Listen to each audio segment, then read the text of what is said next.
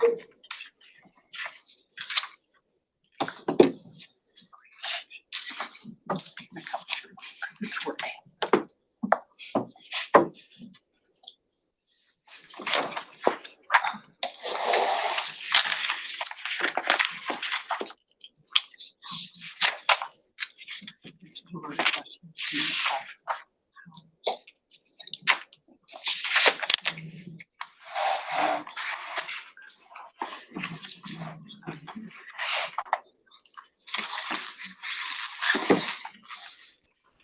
morning, everyone. I am showing 11 o'clock, so we will go ahead and get started.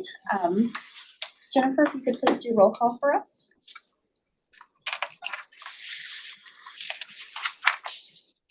Regent Mendoza, Present. Regent Johnston. Here. Regent Wolfmore Here. and Regent Prosper is not here. Presenting today, we have Misty Knox. Provost Buckelmeyer, Present. Provost Klein, Here. and Provost Mendez, Present. and Rusty Mulholland. Present. Concludes roll. Thank you. Do we have any introductions for the committee this morning? I'd like to introduce also Vice Provost Jen Roberts. She's going to actually be helping to present the Lawrence part of the presentation today. And Regent Mendoza, I'd like to present Dr. Barbara Moore-Schroeder. She's the Vice Provost for Academic Affairs and Innovation. She'll be helping us with our presentation. Welcome to you both. Okay, we will go ahead and move on to the approval of the minutes from the April 30th FAST meeting. Do you have any questions, or do I have a motion to approve? So moved. Second. All in favor? Aye. We will jump down to board discussion agenda items and hear from Misty Knox on the All-Star High School Award recognitions. Thank you. So this item will go to the board today just as a recognition item, but just so y'all are aware, I'll have Jennifer bring up just the growth of the All-Star High School program. So all of the schools recognized today by the board are required to provide 3 events. That is the Apply Kansas application completion event. You can see there the Apply Kansas schools and the growth over the years. And then for the All-Star High School, then they have to also provide a FAFSA completion event. And then also a senior signing or decision day event or celebration. And those schools then are recognized as the All-Star High Schools, which we have 217 schools that we're recognizing today. Just want to also point your attention to the participation rate. Our goal is obviously 100%, but we're not quite there yet. So that will be the goal then next year. But it's exciting to see our high schools are seeing the importance of offering all 3 events and supporting students towards post-secondary planning. If you want to go to the next page. You can see a map as well of the schools and just the growth over the years of the All-Star High Schools. And with that, I will stand for questions. Thank you, Misty. Any questions? Thank you. Okay, we will go ahead and get down to business. I think we'll start with the KU annual program review. Provost Buckelmeyer. Great. I'm going to set this up and then I'll speak a bit at the end. As a reminder to the regents, we provided a detailed report in February, I believe, of information about how we go about academic program review, what our processes are and the background related to that, and then provided the policy itself that we follow at the University of Kansas. We have 2 subsections of that policy for the Med Center and for the Lawrence campus and their locations. Then in addition to providing in that report the information about our actual policies and our processes, we also shared some significant details around some of the program and institutional action plans that we've engaged in our programs. We've given information about the impact that our programs have on research and workforce development, and the cycle or the timeline for the 4-year cycle that our programs go through. The purpose of this presentation, as we understood it, came from about a year or so ago when we had gone through the initial change in KBOR policy on program review and went through the action plans for our low enrolled programs. And there was an agreement at that time that each institution would come in and give you a detailed report of the policies and processes that inform our program review. So today we're going to walk you through how our processes work a little bit, and then I'll give you an update on the low enrolled programs and where they are in the work that we've done. So if it's okay, I'm not sure how you have this all loaded up, but I'd like to start with the Med Center today, giving their overview of their process for program review. So, and then move to the Lawrence campus. So does that work? Sure. Jennifer, did I make your life miserable there? No, you're fine. Okay, great. Thank you very much. So Robert Klein will be presenting for the Med Center.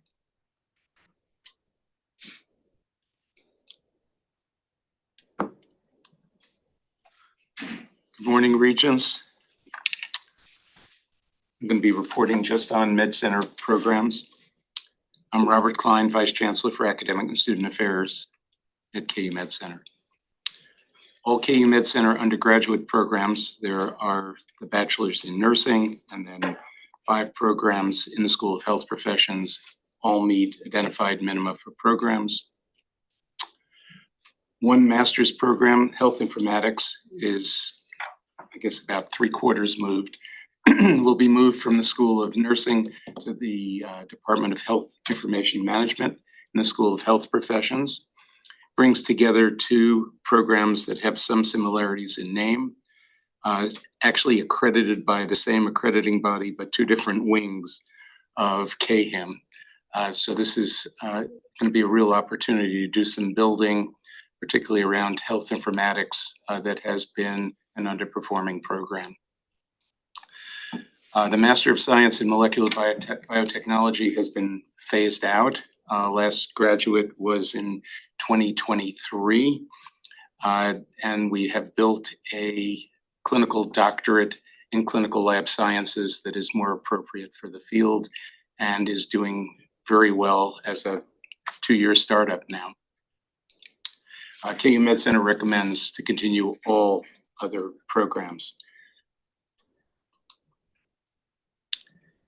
So our program review overview: departments conduct self-study between January and July. The program review committee has 10 members. They review and meet with departments in the fall.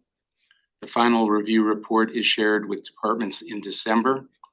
5 departments are conducting review currently, and we have separated out self-study templates for programs that are under specialized accreditation. They already undergo extensive review. An example, the Liaison Committee on Medical Education for the MD program, the report's around 3,500 pages. And so we've simplified. We look at what the accredited programs and the accreditors have said were issues or concerns or growth for the future, and then are looking specifically at that aspect rather than having an accredited program redo a program review. Next slide, please.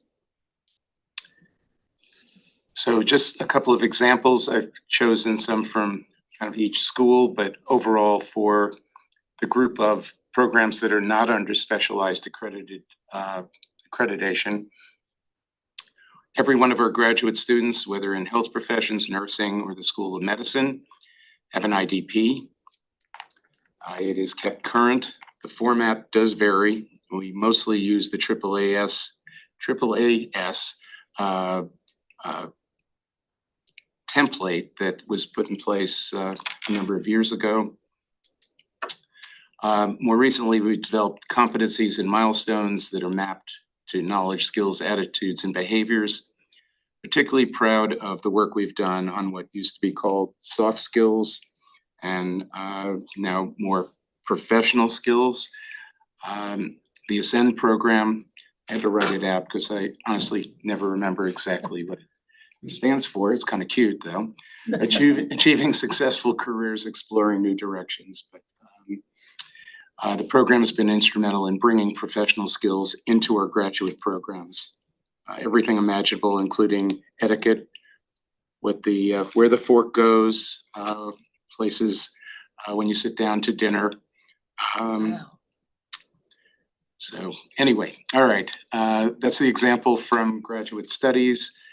And then through the schools. Next slide, please. Yeah, this is going to take 2 clicks.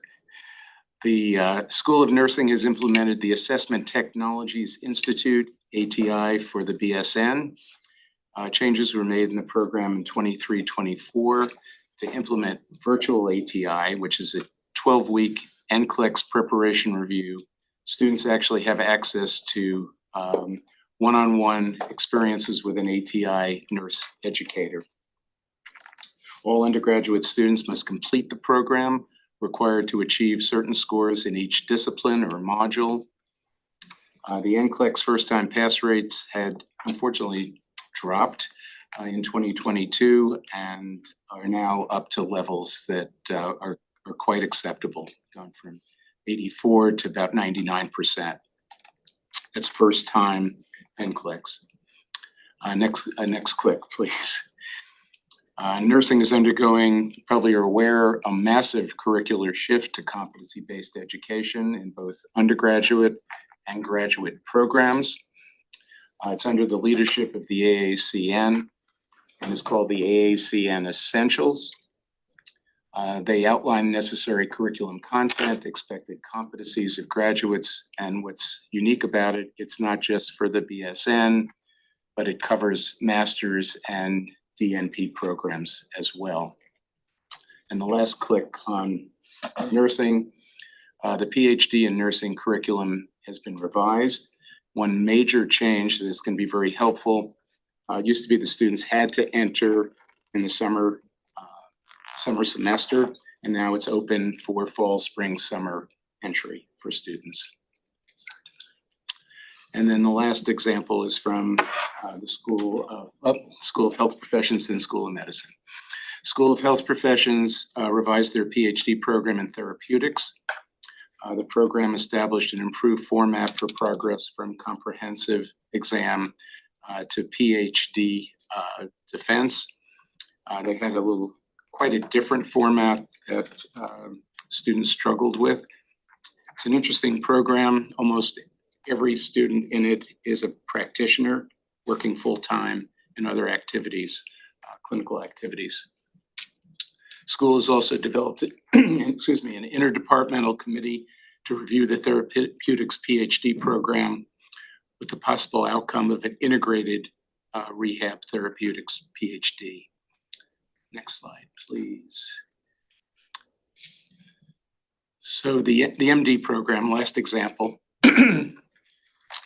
Excuse me, from the graduation questionnaire, regular student survey, feedback, and program review, the MD program identified low satisfaction with the academic anatomy content. Students considered the content to be too concentrated in some modules and very little in others, and redistributed. Anatomy was integrated into clinical skills instruction. Directors began emphasizing anatomy content taught in other areas in a very standardized fashion. Introduction to dissection activity was added to the first block. In the previous rendition of the curriculum, anatomy dissection didn't start till the second semester of the first year, yet there'd been need for anatomy along the way in various modules. So this was a major change. Additional links to anatomy resources were provided to all learning activity overview documents. And then introductory lectures were added for embryology to fill in gaps. And so this has been pretty helpful, as we see on the next slide. Please, kind of hard to read.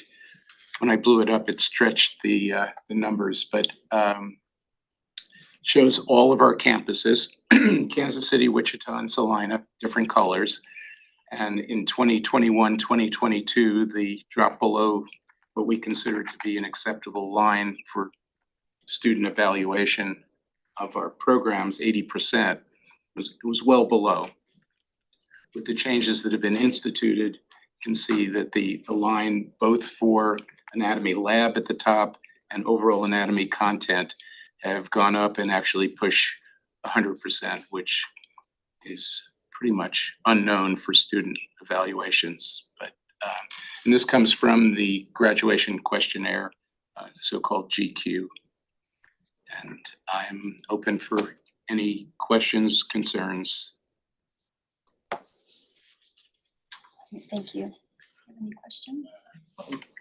Thank you, Madam Chair.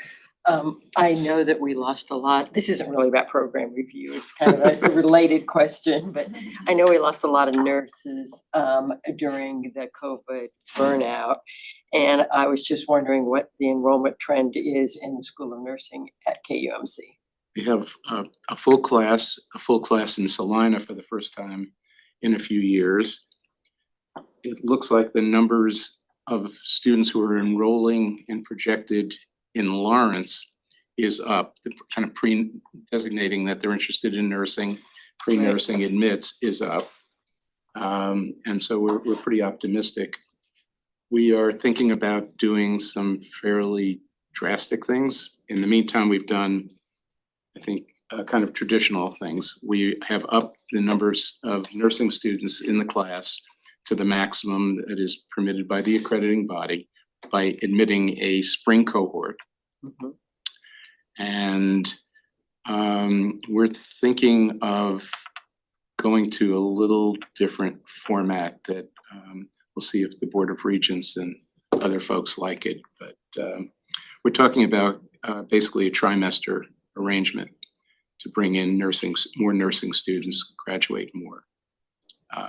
We'll see. It's a couple of years out at least, Okay. but we are focused on increasing the nurses in the state any way that we can. Thank you very much. Sure. Madam Chair. Thank you. I have a quick follow-up on Kathy's question since you brought it up. The nursing students that bridge, which I know you have some of those programs at community colleges with KU, have you seen an increase in those numbers, or has it held steady? It has, it's actually probably dropped a little bit, but Has it's pretty much steady. It would be nice to have that arrangement with all the community colleges that offer associate's degrees in nursing. But it hasn't happened. I'm sure you probably do. Do you have separate data that shows the NCLEX passage rate for those students? It is a little lower, Is it but it's not statistically different. not enough to throw your accreditor into, Oh, absolutely not. Absolutely having not. hysterics I or? mean, it's a wonderful opportunity for students to stay in their Yes, it is. community, live with their family, work as they might in their community, and get a degree from KU. It's Yeah, it's a wonderful program, and especially for rural areas, that are so underserved, Yes. to have that sort of opportunity to go, through KU to actually get their BSN from the ADN, I think is really something that I've seen help. Like I said, especially in those areas that are really underserved when it comes, and it's going to get worse, it seems, as things go along, so. well, we're actually thrilled. Salina not only is full, but there's a waiting Yeah. list. Yeah. So Great news. Yeah. Good. I also wanted to comment, I really appreciate the specific examples that you give of improvement due to the review process and some of those changes. Have you found anything in the review process that said, what, we changed this and it didn't work, and so we're going back? So many of our programs are accredited, and they're on dashboards. They have to report every year on progress. That most of the things we've done have worked. So So the the metrics that we're using in program review seem to be giving at least some good data that you can really make decisions on and close the loop. yes. I guess that was kind of my. Well, one thing that has occurred in the School of Nursing, new dean came in, Dean Giddens, and she has looked at situations where there was a master's degree, it's offered somewhere else, and we had 4 faculty members teaching 2 students. Was not Yeah, that feasible is- to continue. I see what you're saying. And so it's been very selective in keeping midwifery program. Other master's programs have gone away, consolidating some of the DNPs, but putting a focus on the bachelor's in nursing programs, because nurses with a bachelor's degree can go out and make a very lucrative salary. And so interest, particularly in the master's programs, is not there anymore. And we need to be flexible and be able to shift with, this is a COVID trend, but it has continued. So, Do you know how many, you probably don't off the top of your head, I was curious, how many of your programs do have third-party accreditors? Majority of them? no, it's actually not the majority, It's not the interestingly majority. enough. Yeah, Huh. either on numbers of students or programs, we have more programs that are not under an accreditation umbrella.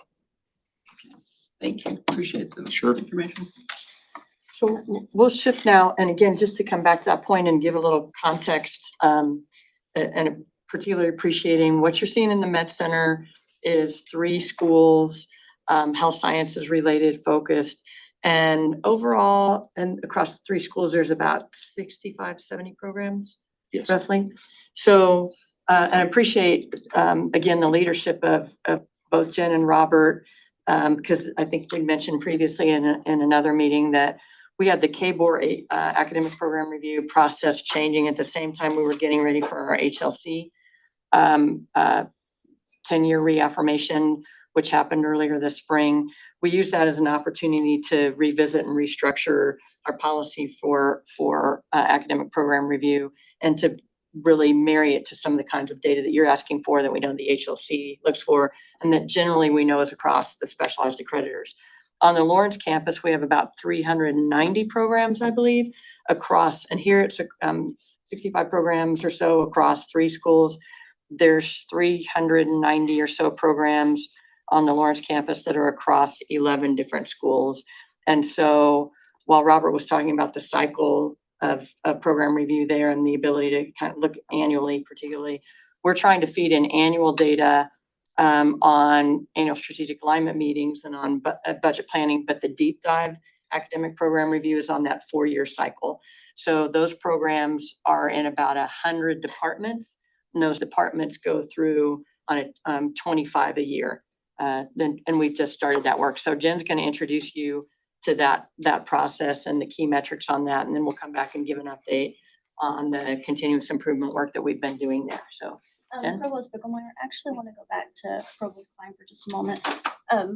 There were some of the, in looking over the data, some of the programs that didn't meet the minimum. I know you have some information on there, but can you give me a little bit or elaborate a little bit more on the Masters in Cell Biology and Anatomy? It says it's a fallback for a doctoral program. I would say that when we have people in fallback programs, we've failed to some degree. It's someone who we thought was capable of doing a doctoral degree and then for whatever reason didn't finish. And so I look at those as being, we don't want to see a lot of numbers in those, and we don't focus on a master's level cell biology.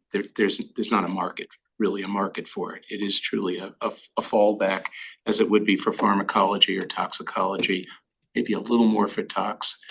There are positions out there in the workforce, but we look at those as maybe a failure. So would that be for biological and physical sciences a similar situation? For biological and physical sciences, that's an interesting one. That is the fallback for the MD program. In that case, we've really failed. And maybe it's a failure on one end, but it's also an opportunity for them to obtain something for the work that they've done. Yes, and actually the MD to MS program, which is what that is, I do it personally. We've got 3 people in it right now, three learners in it right now. Okay, But thank they you. take a lot of credits, they pass a lot of credits. And it's a variety. The first student, the person who handled it retired, took it over. The first person in it, interestingly enough, had done 2 years, had passed step 1, which is the licensing exam, was in good standing and came back from maternity leave and decided that they wanted to do data analytics and clinical skills, trials management. That this medicine was not what they wanted to do. And then others have struggled to pass step one of the boards. And so it's a variety of things. Sometimes the life events warrant for a change, right? So again, I know it's fallback, maybe not necessarily a positive thing, but it could be for people in those situations, so. Yeah. If we saw a whole, all I meant is if we saw a large number in those master's programs, it would not be a good sign that we've chosen well for our doctoral programs. Thank you. Sure. I was just gonna follow up on Regent Mendoza's question because I thought it was a really good one. Do they have an opportunity then to get back into the MD program?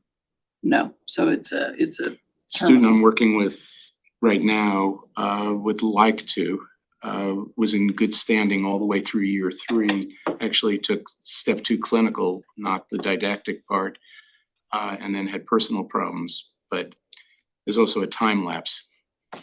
Started in 2016, and so gonna do a project with me and then reapply to medical school, and KU will probably be one of the schools he applies to.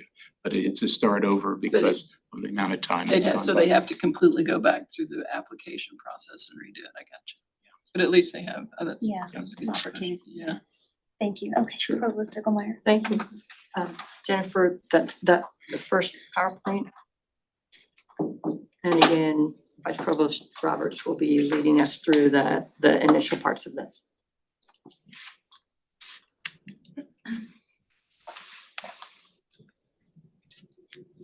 So you can go ahead and go to the agenda, which is the next slide. So I'll briefly go over kind of the way we are trying to operationalize both this process as well as our academic program review on our campus. And then I'll go over the process and then I'll hand it over to Provost Eichelmeyer. Next slide. Next slide.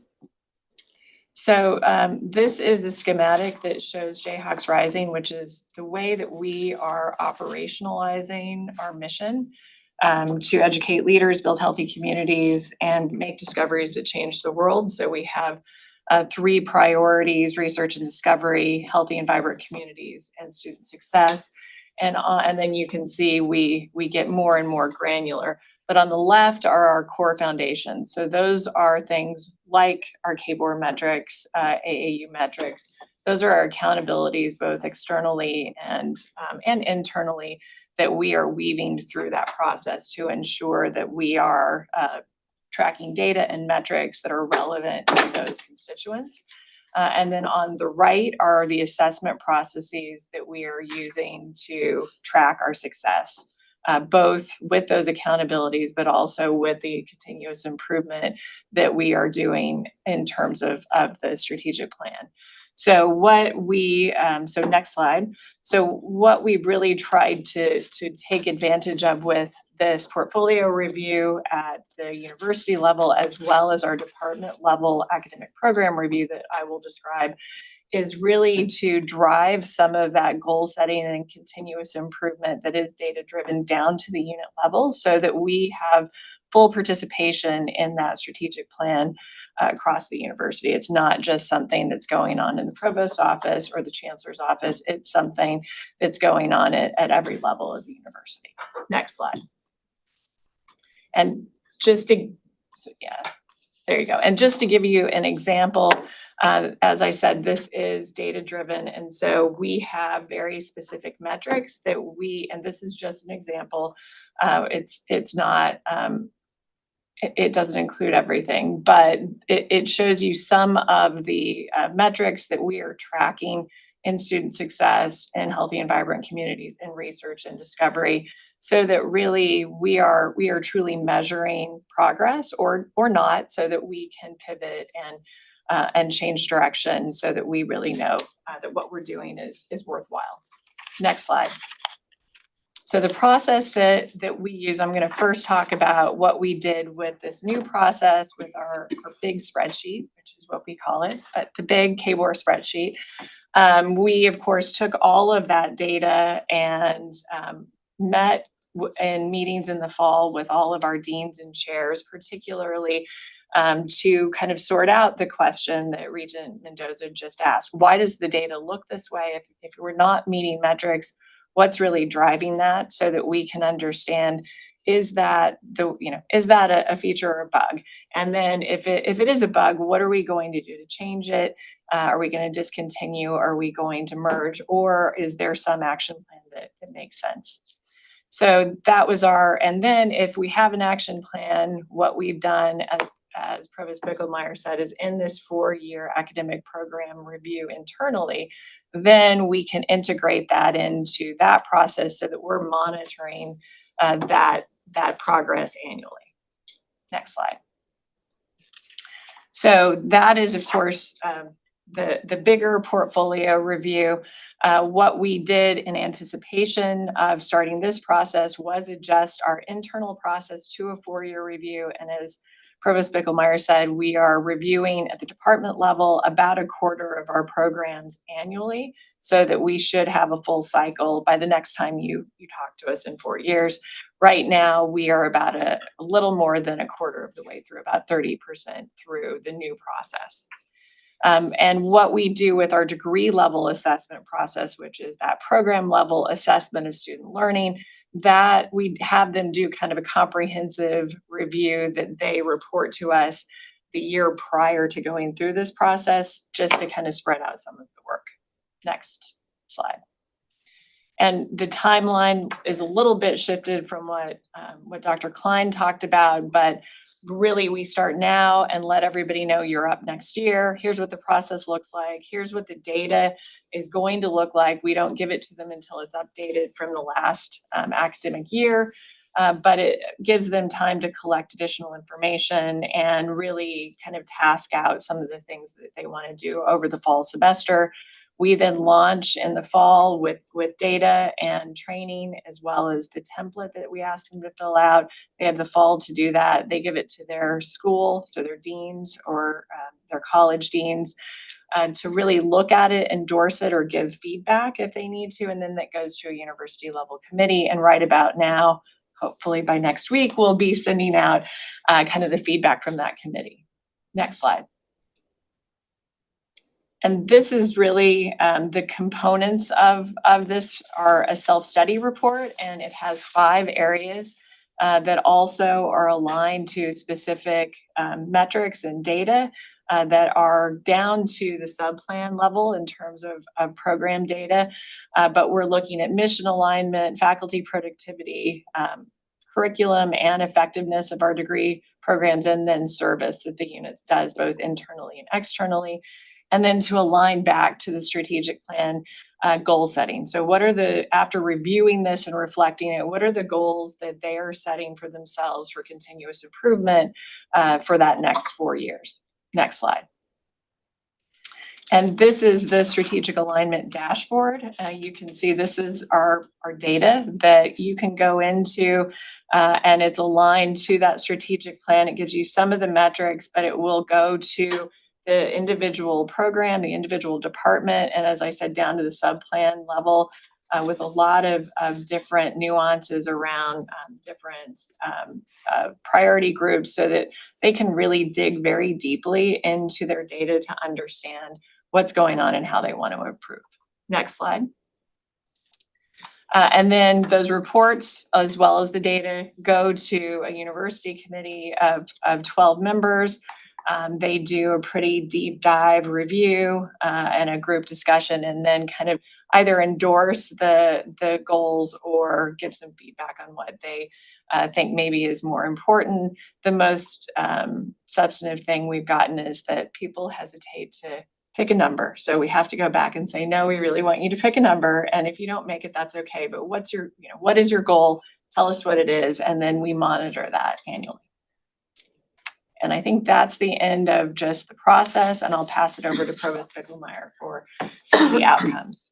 Okay, so to tie this back to the presentation that we did earlier and the continuous quality improvement opportunities we had, we can go on to the next slide, and to talk about how the program life cycle generally works at KU. First of all, you've seen that we have a multi-stage review of all new program proposals. So we, I think in 2021, had instituted a campus level process where we would also have all academic units have representatives to review new programs that are coming up and to make sure that we had clear goals, that we had a clear market analysis, that there wasn't a conflict between academic units. So for example, everybody can have statistics.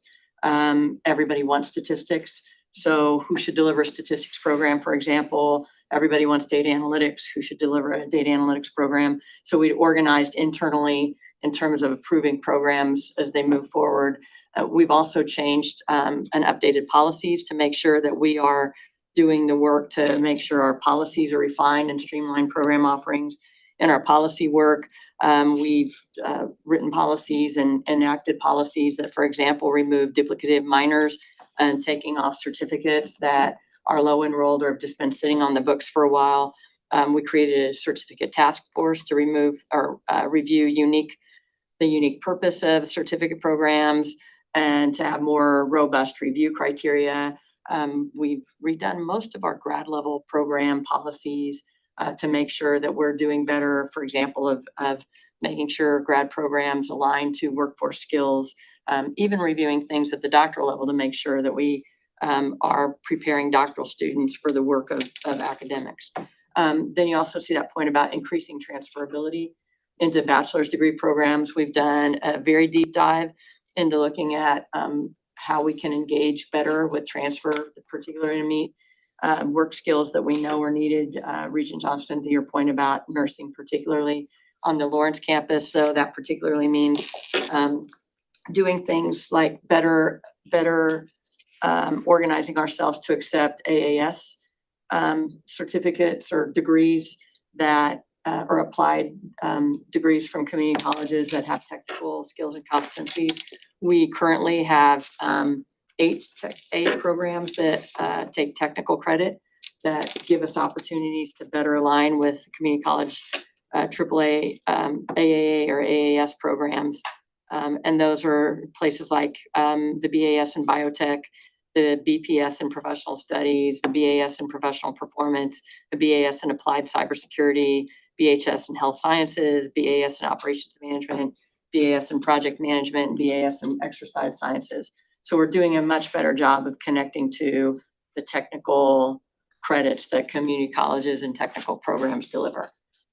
So to continue on in the next slide, we've also been doing our work, and I continue to reiterate that so people understand that we've been on this journey for both KBOR as well as the HLC over the last 5 years in getting better at being data informed and driving our decisions about curricular programs.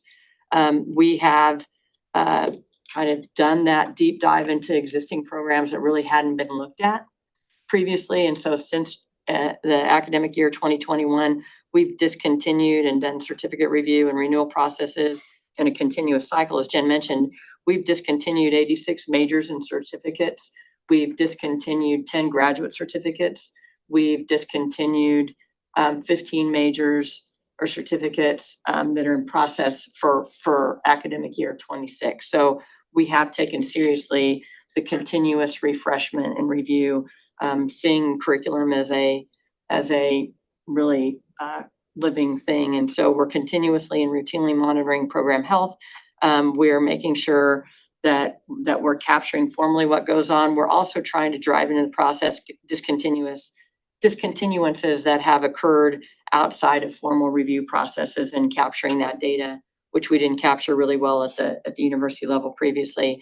And then just ongoing, but what we're trying to do is make sure the programs are able to justify their continuance based on their mission and their enrollments and the service to the state. Moving forward to the next slide. Just again, talking particularly about where KU's strategic plan aligns with KBOR areas of focus. Both our strategic plan and KBOR strategic plan emphasize improving transfer, increasing master's enrollments, improving retention, and supporting employment outcomes. So that gets back to Jen's point earlier about making sure that we provide data to units in these areas and that they have to respond to us and tell us how they're doing. And if they're not kind of going where we need them to go, why not? So that we can get action plans that'll move in that direction. So these are all areas where we're also just not talking about individual programs and action plans. We're doing institution level work and improvements. And in that long report that we gave you in February or so, you'll see detailed reports about what we're doing institutionally to improve transfer. And that gets to being really clear about how we articulate kind of in a reverse engineering process, what are the workforce demands in the state? What are the bachelor's programs that meet workforce demands? What are the community college associates programs that link to those bachelor's programs, and what's a common articulation agreement that we can have to look at that. So that's just one example where we're doing work. And then, of course, improving retention ties very tightly to the NIST work that we've done and student success that we continue to do. Our biggest impact on that and our biggest lift, again, has been centralizing advising and making sure we have a 1 to 300 ratio between advisors and our students. Next slide. Just to go particularly to the academic programs that came up in the KBOR report that you asked us to report on last fall or whenever it was we reported. We worked with those academic units. You'll see there the 3 buckets that you asked us to address. We discontinued a doctoral program in film and media studies. We discontinued a Master of Arts in Religious Studies. We merged programs between the college and engineering and environmental and water resources science, and both at the master's and the doctoral level. And then we've created action plans for our low enrolled programs in African American studies, master's level, master's in classic, a master's in East Asian languages and cultures, master's in film and media studies, and a master's in science and education and educational and social policy. I also mentioned there's 20 programs that, as we've been doing our work and doing regular review on this, that KBOR didn't put in front of us, that we've been monitoring just in terms of programs that were meeting minima, and then through COVID, they lost some enrollments, and now we're watching how they're coming back from COVID to see how we're doing, and they're trending upward, but we continue to monitor that. And there's a complete list of those programs and program monitor report that we gave you.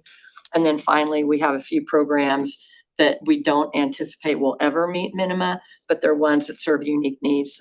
For example, a doctorate in audiology that ties particularly to our speech, language, and hearing programs, a master's in pharmacy practice, a master's in law of American legal studies, and PhD and MS in neuroscience. Those are really critical programs. They link to important research activities that we do. The case of the PhD and the MS in neuroscience, that latter's meeting minima when we consider the Med Center students that don't get included in the counts for the Lawrence campus. So with that, I think there's one more slide just talks about some or a few more slides that talk about examples of things we're doing for continuous improvement. Again, as we mentioned, we're doing things at the campus level, but we're also working closely with departments. And so, for example, in student success, we've been working with communication studies. They've been taking the lead in removing curricular barriers that promote completion. Art history's been looking at the time to degree, and they've been doing their work to reduce that. Environmental studies, journalism, law are making sure that their curriculum ties very closely to student learning outcomes and improving student learning. And then, for example, in public administration, visual art, increasing enrollments in the major. They are very popular in terms of electives and in terms of delivering courses that many students in many different majors want. We're trying to help strengthen their enrollments in their majors. Continuing on, other examples of continuous improvement next slide, please. In our pillar of healthy and vibrant communities, in our design program, there's great opportunities to collaborate with local organizations on community-based art projects and community-based design projects, and they're making more concerted efforts to do that work. In environmental studies, They are taking the lead in collaborating with tribal communities and conservation initiatives around the state of Kansas. In physics, our physics faculty are developing faculty-led study abroad programs to really look at questions of physics and really sustainability globally. And then in continuous improvement examples tied to research and discovery, for example, again, speech, language, and hearing, an opportunity to increase interest in what's a very important field, increasing undergraduate research opportunities to get undergraduate students excited about academic futures in that field, and with communication studies, improving graduate mentorship to help graduate students in those programs particularly understand the range of kinds of high-paying, good work that they can get when they move on. And with that, I will stand for questions. Thank you. Any questions from the committee? So Regent Mendoza, I do have maybe not a question, but just a sort of comment or commentary. It looks like that you guys have been working on efficiencies for a long time. And I think that those are really good because those are going to allow you and us to reach the goals that we have set forward. And so maybe as you've been doing this work already, it looks like, we could formalize the process a little bit and possibly KU could take a look in a more formal way at some of the efficiencies that might be gained in terms of administrative academic programs, especially for your low enrollment programs, and possibly get back with us. You're on a theme, Regent Johnston. I think that was exactly what you said last time you were here. I mean, I think it's work that you've already been doing, obviously, from your reporting. So if I would propose that we could make that a more formal thing where you could possibly, give a report and then maybe follow up with an action plan about those efficiencies that you have discovered, if there are any. I think, Jennifer, if you could go back to the slide where we're talking about action plans, I do appreciate that. And I do remember the conversation we had last year, Regent Johnston, about what might we be able to do in programs that are low enrolled or in small departments, particularly to look at what our opportunities are, because each one of those units is administrative. I'm sorry, it's like that. Keep going, keep scrolling down there, and we don't really have to. That's kind of an unusual looking Jayhawk. I like it. That's the Jayhawk that's in front of Strong Hall. It is a massive thing, and right now, every student who's graduating is in front of that, getting Take a their picture picture. taken. Right now. You can scroll a little bit further to that slide that has the 3 columns right there. So I think what I understand you to be saying, Regent Johnston, and what we were talking about last year is we are trying to do things at a campus level to really look at opportunities to create continuous improvement and efficiency. We also have programs that are low enrolled or that are in small departments.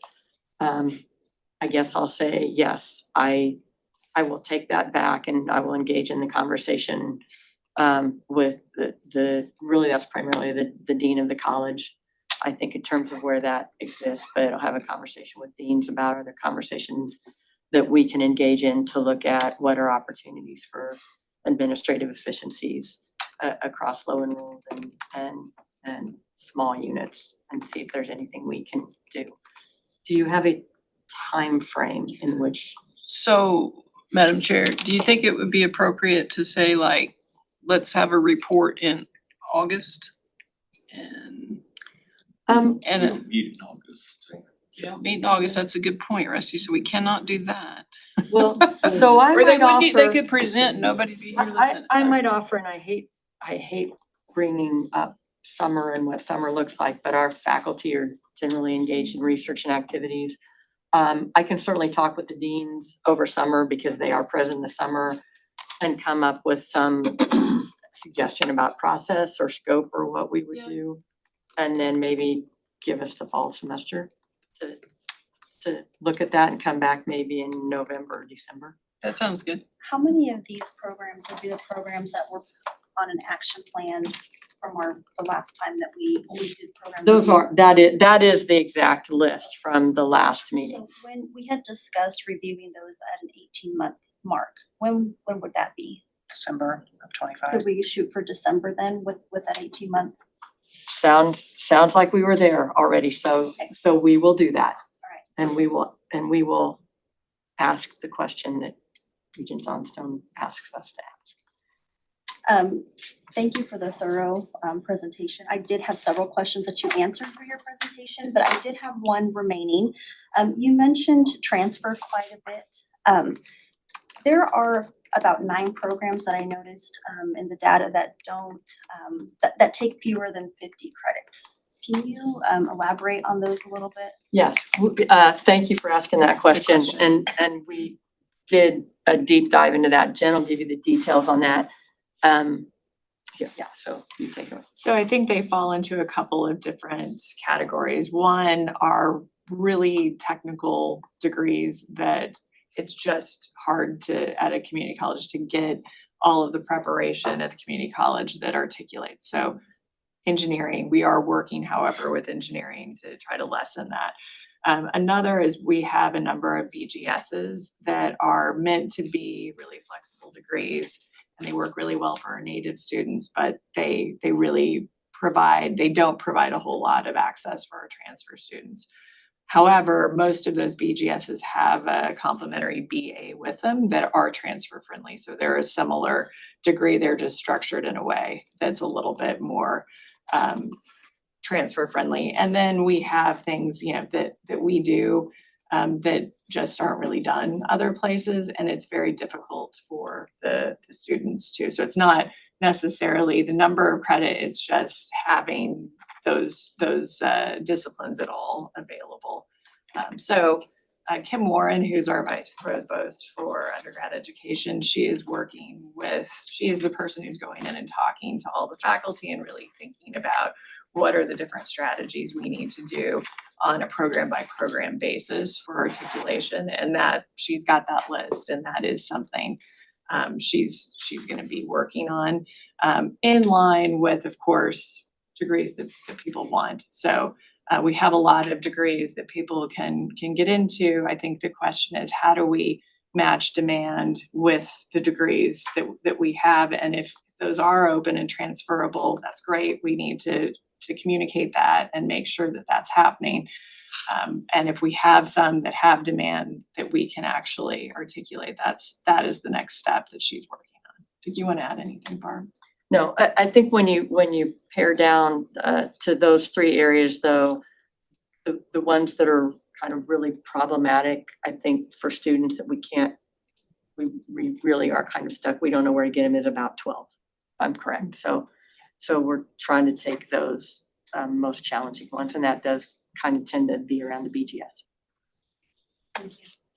BGS, I'm up for Bachelor of General Studies. Thank you very much. And Bachelor of General Studies is a degree that really historically is meant, is exactly what it says, where a bachelor's degree kind of works in the first 2 years to get your general ed across, and then in your 300, 400 level classes, your last 2 years to get specialized in something.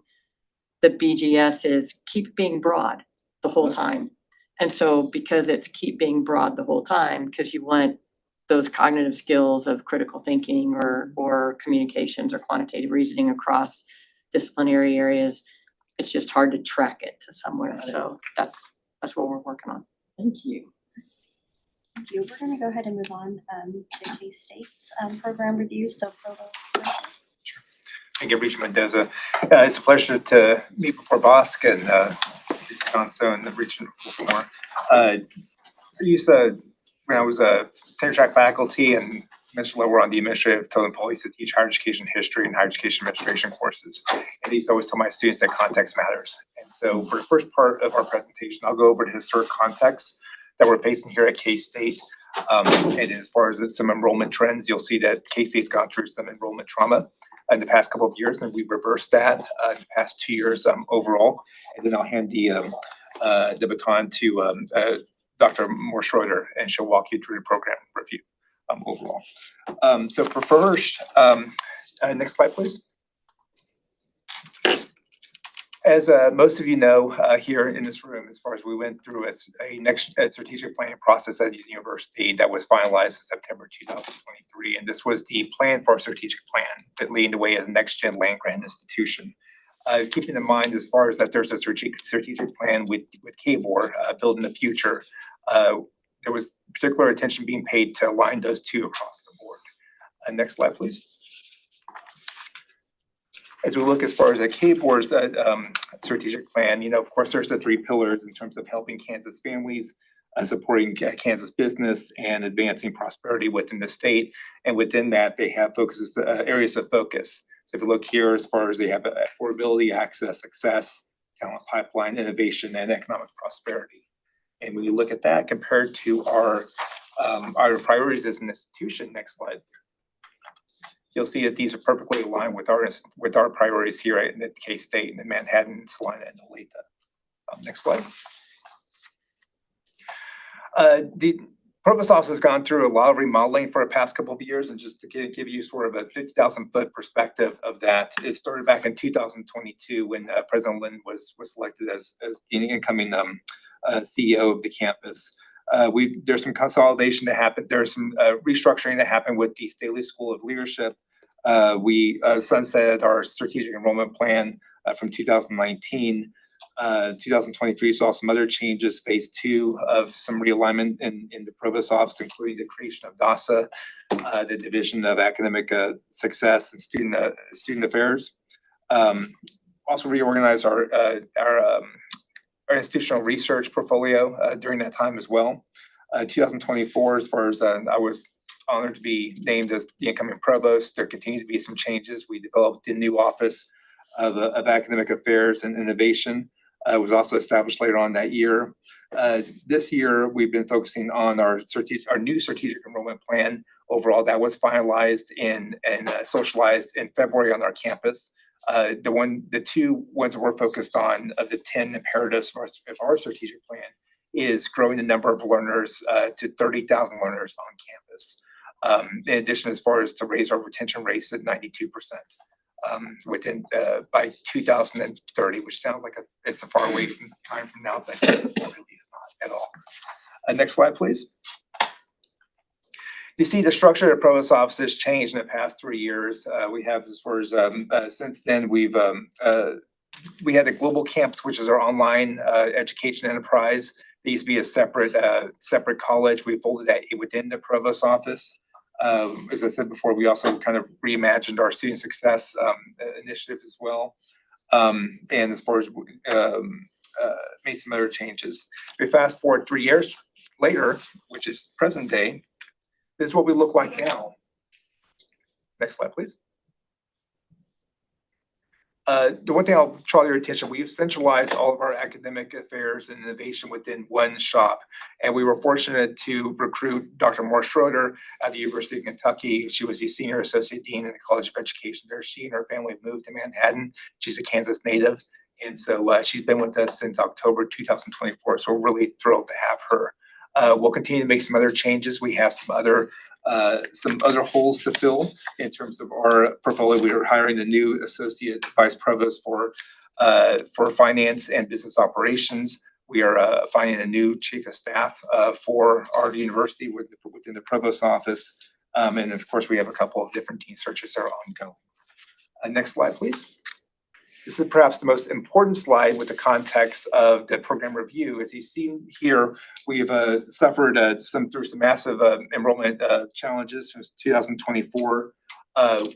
The timeline which we're looking with this program review is looking at us from a state of decline.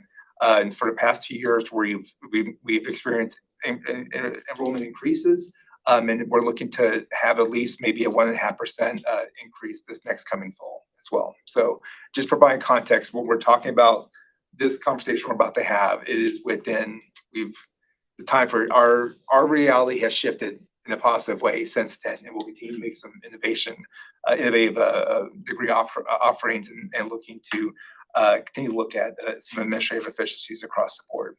Having said that, I will pass the baton to my colleague, Dr. Moore Schroeder. All right, next slide, please. So giving again some additional context, when we talk about program review at our university, we're talking about reviewing over 250 undergraduate programs and over 165 graduate programs.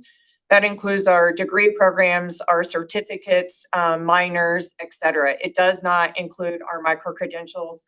Micro-credentials go through a different process and they're not involved in the review here today. Next slide, please.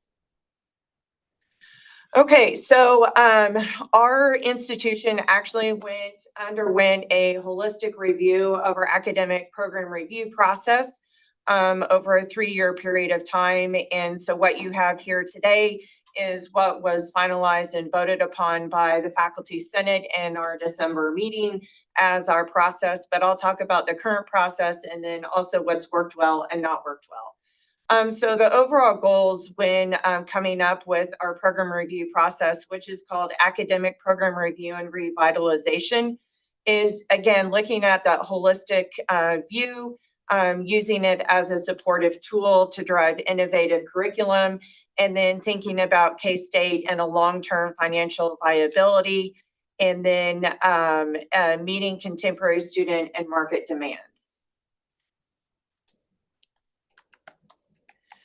So our process right now, as it is today, is every single program, including degree programs, minors, and certificates, get reviewed in depth every single year. We assess the previous year's actions. Each year, the program directors and departments come up with change goals that they want to institute. They report on those change goals. They develop and establish what we call new action plans. That's different than how we use action plans in terms of KBOR language. And then there's opportunity to apply for strategic investment. K-State has set aside different pots of strategic investment funds to invest in existing programs that are on decline, and then new and innovative programs.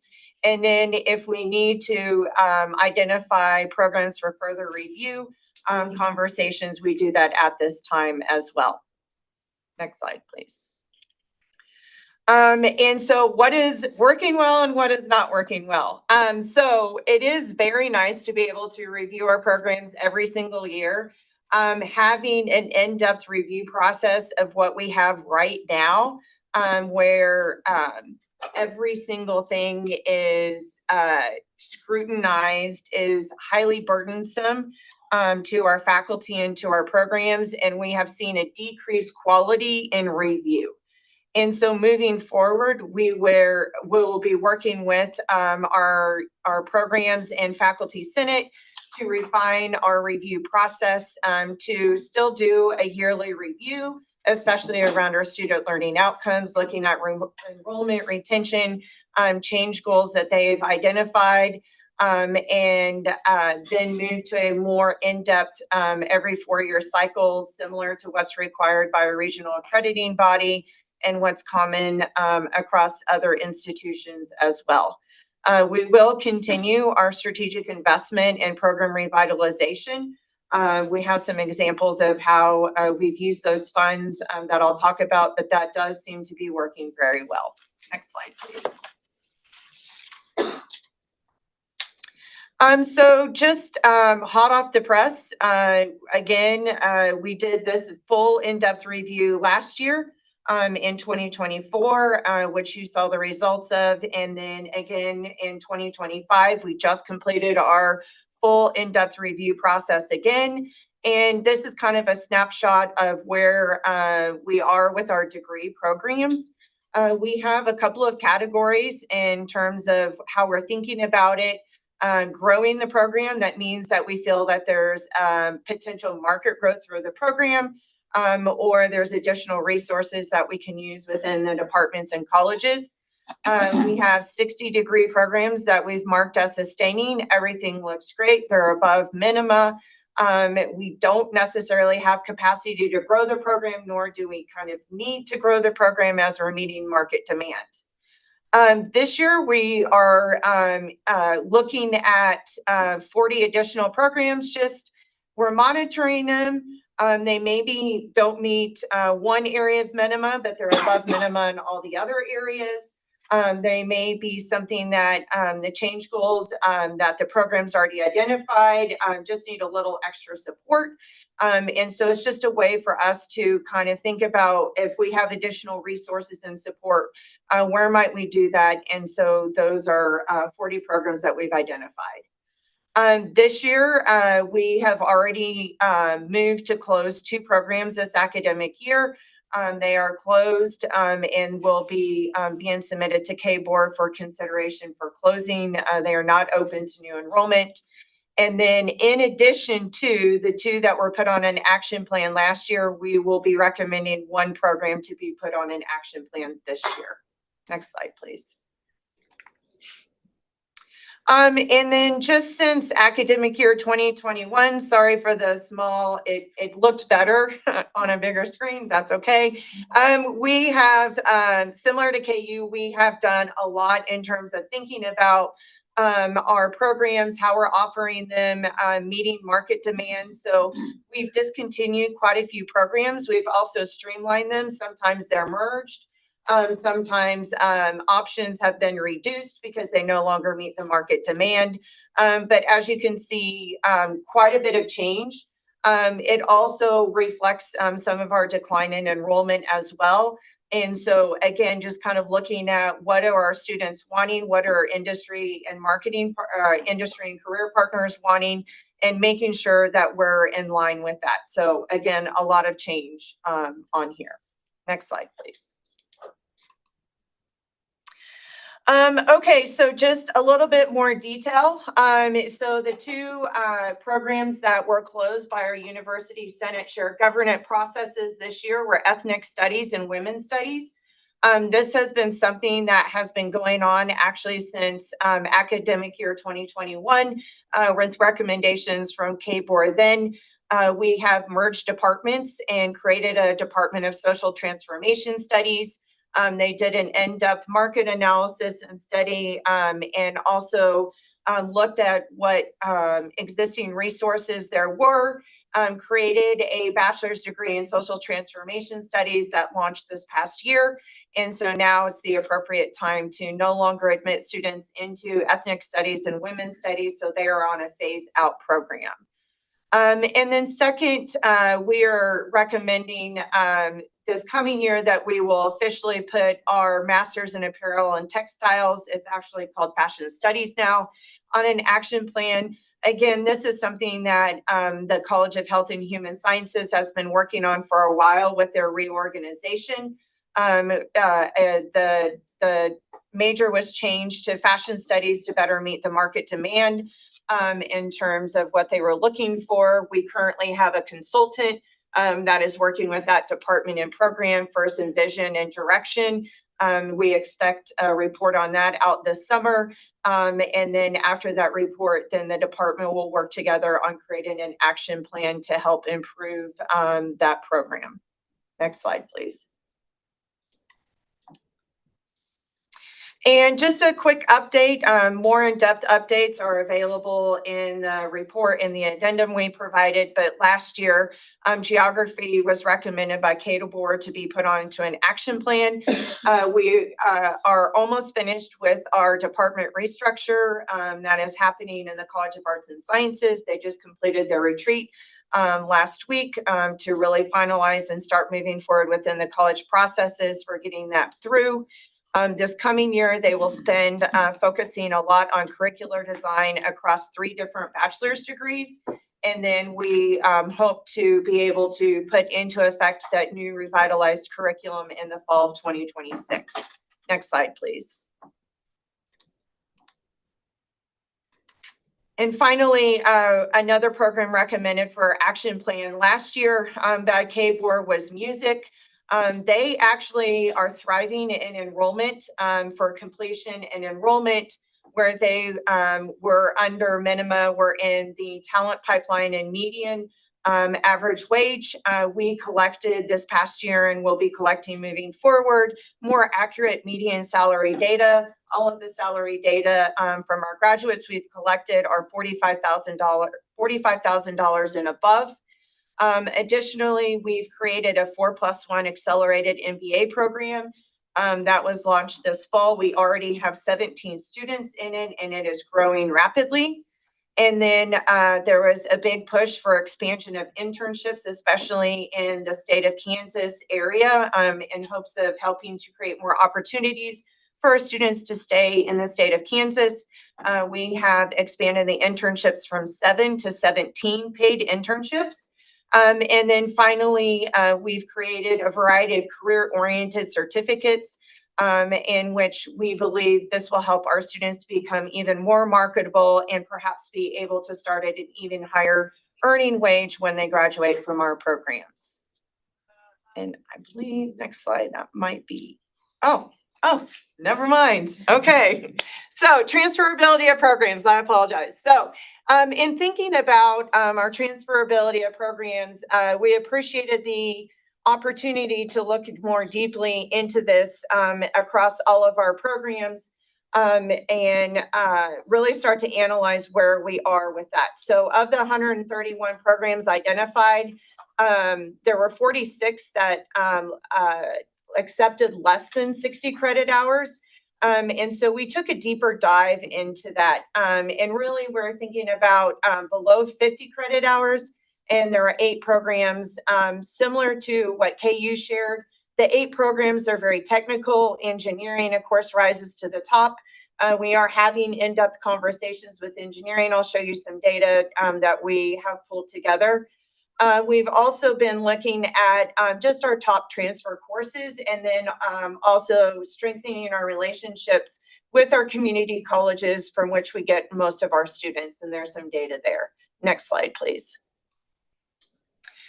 So one of the things that our Vice Provost for Enrollment Management, Dr. Karen Goose, has become done in the last 2 years is created a community college report.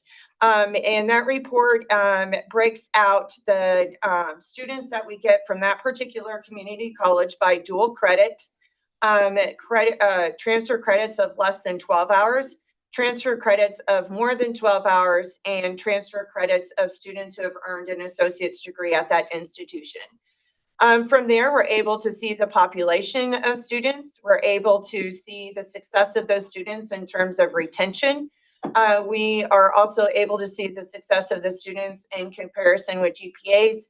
And then we get to see the success of the students in terms of the highest number of courses that are transferred into K-State from their institutions and how they're doing in more advanced courses when the courses that they took at the 2-year institution were prereqs for the courses at the 300 and 400 level. It's provided us a lot of really good conversation with our 2-year institutions and is something that our 2-year institutions have really looked forward into getting. Next slide, please. And you can see kind of in depth there the list of the courses and some of those comparisons that we can make between students who have not transferred in from 2-year institutions and students who have. And where they're doing courses that are performing well and courses that are not performing well. Next slide, please. And another interesting metric that was shared with us this year that we dove deeper into is that 30 hours per year or more for undergraduate students. So are juniors and seniors either taking 30 credit hours or more per year or graduating? And so there really wasn't a metric for that. And so I'm a math person, that's my background. I like to look at data in different ways. This felt like a really good box and whisker plot opportunity. And so just thinking about where we are in terms of how our students are doing in terms of that goal of 30, I think there's an important conversation to have if it's realistic for every student. We would argue it's not. Even for a full-time student, there's a variety of reasons why they may not be taking 30 hours or more. Some of it's related to accessibility. Some of it's related to financial aid. And then some of it's set up the way the programs are set up. We investigated some of our outliers. The one that is less than 35% is a brand new program. We expect that to increase and to get into those quartile ranges. And then the extremes on the right, similarly, they're brand new programs. We're talking like 2 students, so they show up at 100%. So we feel really good about actually where we are in terms of our range. We do have 10 programs that have less than 50% of their students taking 30 credit hours or more. We'll be working with those programs to see how we might improve that in the upcoming year. Next slide, please. I mentioned strategic program investments.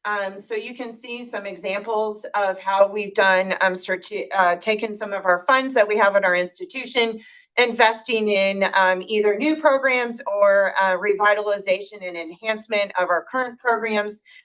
Really, again, doing a deep market analysis, talking with business and industry partners, creating on paper partnerships with them before we do any sort of strategic investment.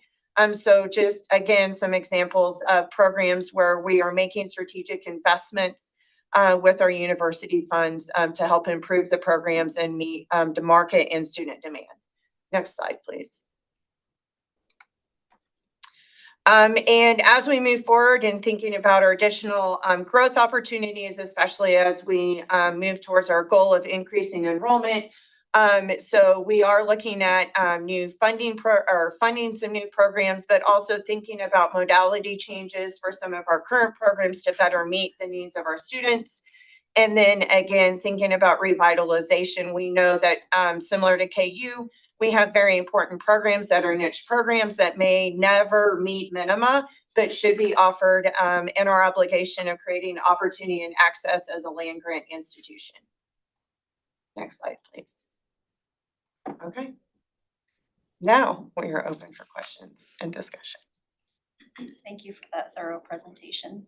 Do we have any questions? I have a couple. I really appreciate the information. And when you talk about transferability, of course, I think that's, really important. I do like that you're giving specific information about the transferability of some courses, because I think that if you could report that back to the 2-year institutions, it's very helpful then to see if you can drill down and say, you know what, my students aren't being successful in a soils class, or they're not being successful,